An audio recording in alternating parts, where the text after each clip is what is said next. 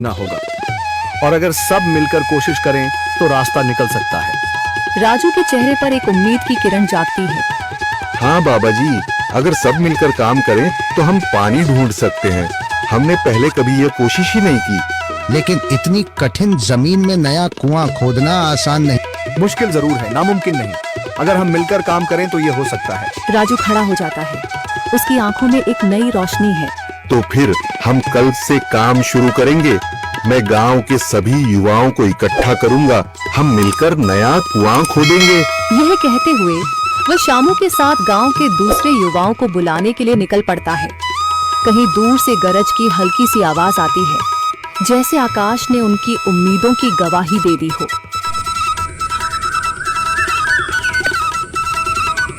अगली सुबह राजू और शामू गांव के युवाओं को इकट्ठा करने निकल पड़े। चौधरी महेश की हवेली के सामने एक भीड़ जमा है। बाबा जी, संदरी, गांव के कुछ बुजुर्ग और किसान सभी मौजूद हैं। हम हाथ पर हाथ रखकर नहीं बैठ सकते। अगर अल्लाह ने हमें हिम्मत दी है तो हमें खुद पानी के लिए मेहनत करनी होगी। हम एक नया कुआं खोदेंगे। लेकिन राजू, क्या हमें यकीन है कि वहाँ पानी मिलेगा? बेटा, पानी जमीन के अंदर होता है, बस सही जगह खोदने की जरूरत है। हमने अपने बुजुर्गों से सुना था कि पुरानी नहर के पास जमीन नरम थी, शायद वहीं पानी हो। बाबा जी सही कह रहे हैं। अगर तुम सब यह काम करने के लिए तैयार हो तो मैं अपने कुछ मजदूर भेज सकता हूँ। धन्यवाद चौधरी जी, लेकिन हम सब खुद भी मेहनत करेंगे। यह हमारे गांव के अस्तित्व की लड़ाई है। संदरी, जो अब तक चुप थी, आगे बढ़ती है। हम औरतें भी पीछे नहीं रहेंगी। हम पानी लाने की व्यवस्था करेंगी, खाना बनाएंगी, ताकि तुम सब आराम से काम कर सको। यही हिम्मत चाहिए थी संदर। पूरा गांव एक नई उम्मीद के साथ कुआं खोदने की तैयारी में जुट जाता है। दूसरी ओर कुआं खोदने का काम शुरू हो चुका है। राजू, शामू और दूसरे युवा बेलचे चलाने लगते हैं। मिट्टी बाहर निकाली जाने लगती है। तेज गर्मी के बावजूद सब पूरी हिम्मत के साथ जुटे हुए हैं। दोपहर की तेज धूप जमीन आग की तरह तप रही है। गांव के लोग लगातार कुआं खोदने में जुटे हैं। हाथ छिलने लगे, माथे से पसीना बह रहा है, मगर किसी ने हार नहीं मानी। महिलाएं पानी और सत्तू लेकर आती हैं ताकि पुरुषों को कुछ राहत मिले। हमें और गहराई तक जाना होगा। अब तक सिर्फ सूखी मिट्टी और पत्थर ही निकल रहे हैं। राजू, यह बहुत कठिन काम है। अगर हमें पानी न मिला। अल्लाह मेहनत करने वालों को कभी निराश नहीं करता बेटा। तुम सब अपनी कोशिश जारी रखो, पानी जरूर निकलेगा। हिम्मत मत हारो। अगर अब रुक गए तो फिर कभी पानी नहीं मिलेगा। सभी फिर से जोश में आकर काम में जुट जाते हैं, मगर सूरज की तपिश बढ़ती जा रही है और कई लोगों की सांसें तेज चलने लगती हैं। तभी एक तरफ से रामलाल और उसके आदमी हंसते हुए आते हैं। अरे भाई, तुम्हें लगता है कि जमीन तुम पर रहम करेगी? हाँ हाँ, ना समझ लोग, ये सब बेकार की मेहनत है। रामलाल, हमारा हौसला मत तोड़ो। अगर तुम मदद नहीं कर सकते तो कम से कम मजाक भी मत उड़ाओ। मदद? हाँ, मैं अपने कुएं का पानी बेच सकता हूँ, मगर मुफ्त में नहीं दूंगा। राजू सब अनसुना कर फिर काम में लग जाता है। शाम होने लगती है, लेकिन अभी तक पानी का नामो निशान नहीं।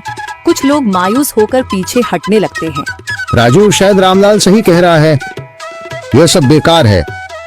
नहीं शामू, हमें हार नहीं माननी।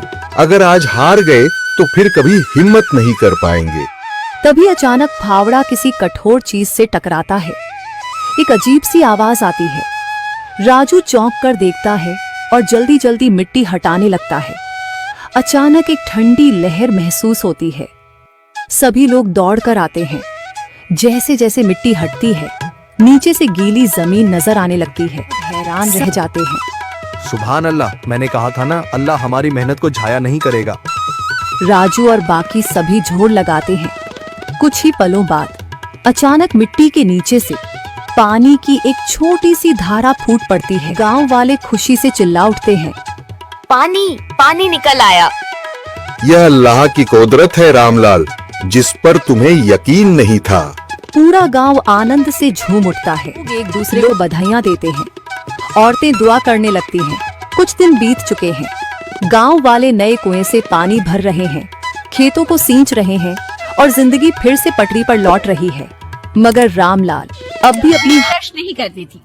उसे कितनी बार उसके माँ बाप ने डांटा, लेकिन उसका कोई असर उस पर होता ही नहीं था, जिस कारण से उसके दांत पीले पीले हो जाते हैं।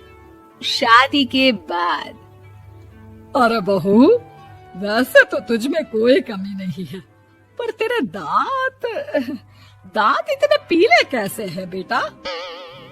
कैसे मतलब? कोई सर्जरी थोड़ी ना कराइए। वो तो क्या नाम, मैं ब्रश नहीं करती थी तो पीले हो गए। अब क्या करूं? आप कहे तो लाल करवा लूं या फिर काले? यार ये क्या है, क्यों माँ से लड़ रही हो? लड़ रही हूँ? अरे मैं लड़ रही हूँ या ये बोल रही है कि दांत पीले हैं, पीले? अरे तपस्या थोड़ी ना की है इन्हें पीले करने के लिए, बकायदा ब्रश नहीं किया है 20 साल तक, तब जाकर। छी, कैसी बात कर रही हो? ये उस वक्त तो पीले नहीं थे जब हम लोग तुम्हें देखने आए थे। अरे तब साफ करवा लिया होगा डेंटिस्ट के पास जाकर। अब देखो कैसे पीले पीले लग रहे हैं। रंजना सास की तरफ गुस्से से देखती है। फिर शुरू हो गई पीले पीले पीले।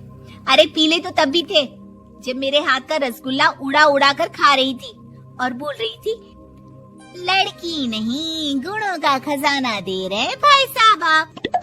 खैर अब वो लोग करते भी तो क्या करते, पीले दांत वाली बहू पल्ले पड़ी थी तो झेलना तो था ही।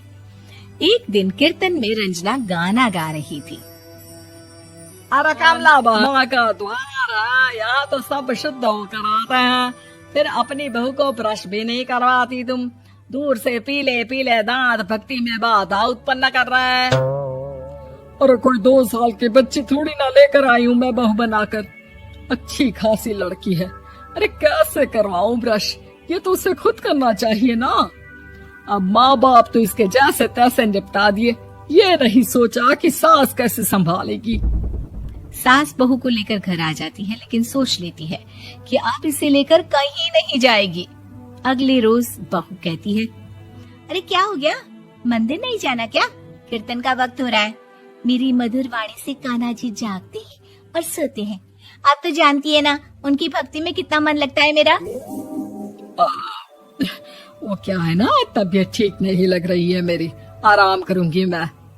तबीयत ठीक नहीं लग रही? अभी तो मिथुन के गाने पर नाच रही थी आप, और अब बोल रही है कि तबीयत ठीक नहीं लग रही। अरे भक्ति में मन लगा लो सासू माँ, ऊपर जाना है, क्या मुंह दिखाओगी आप? हाँ? सास को बहू की बात पर गुस्सा आ जाता है। मैं क्या मुंह दिखाऊंगी, इसकी चिंता तो ना कर, समझी? अपने मुंह की चिंता कर, जो ये पीले पीले दांत लेकर हर जगह पहुंच जाती है। पता है लोग कितना मजाक बनाते हैं। ना जी ना, मैं नहीं जाना कहीं तेरे साथ। तो ये बात है, कोई ना, मत जाओ, मैं अपने कमरे में ही बैठकर भक्ति कर लूंगी। ऊपर वाला दांत थोड़ी ना देखता है, मन देखता है, भावना देखता है। और अरे बस बस, तू सब कुछ दिखा, बस ये सफेद चमकदार दांत ना दिखाना किसी को, है? जा यहाँ से।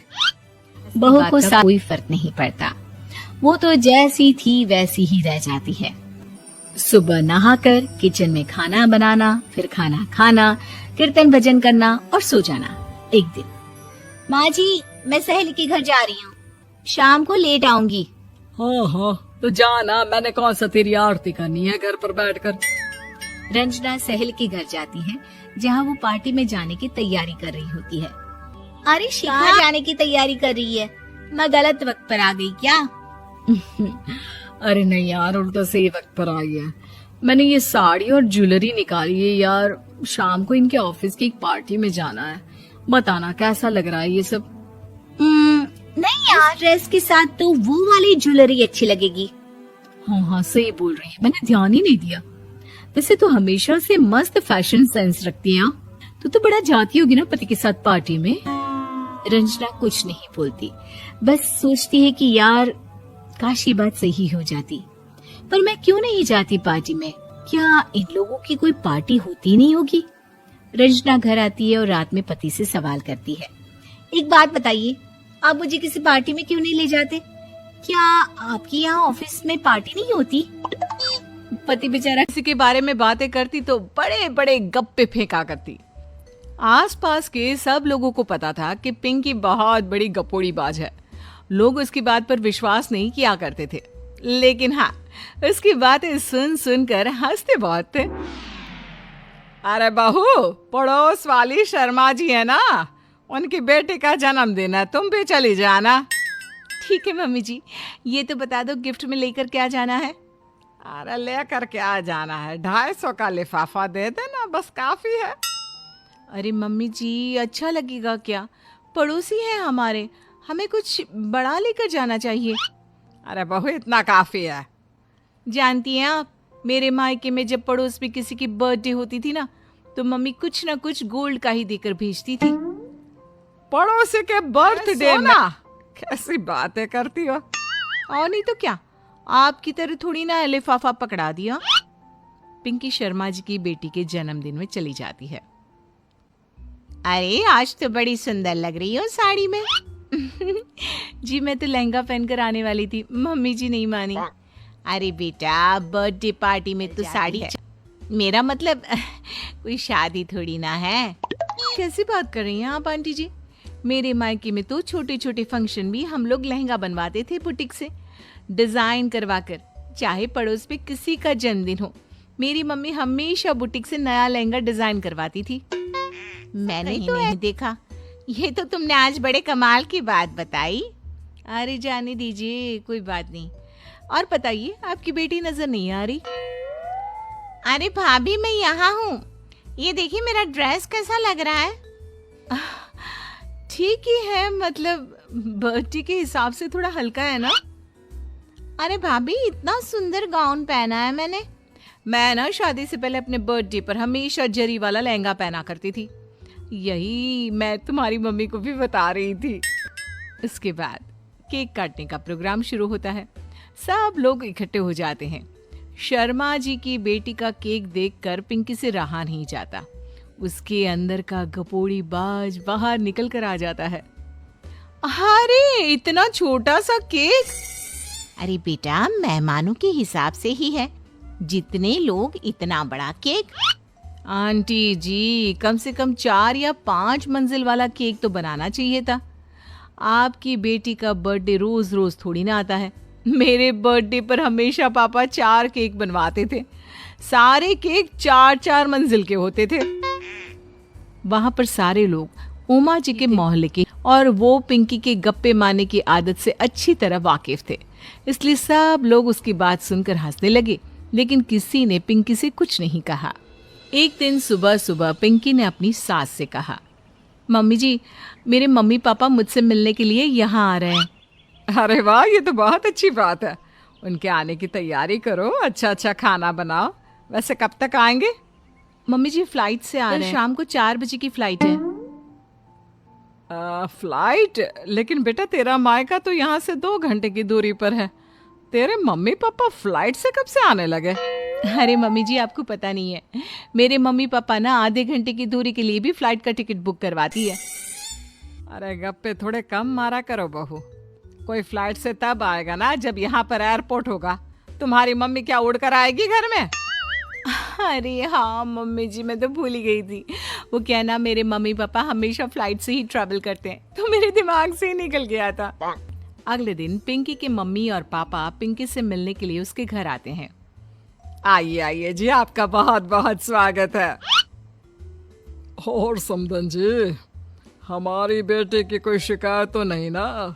ठीक से संभाल लिया है ना आपका घर?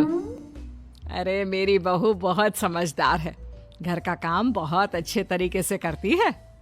बस थोड़ा ज्यादा बोलने की आदत है उसे, आपको परेशान करती होगी ना? बात तो आपकी सही है, उसकी थोड़ा ज्यादा नहीं बहुत ज्यादा बोलने की आदत है। लेकिन कोई बात नहीं, आपकी बेटी दिल की बहुत अच्छी है, बस थोड़ा बोलती ही तो ज्यादा है। पिंकी बेटा, इधर आओ, देखो तुम्हारे मम्मी पापा आए हैं। तुमने इनके लिए खाना तो बना लिया ना?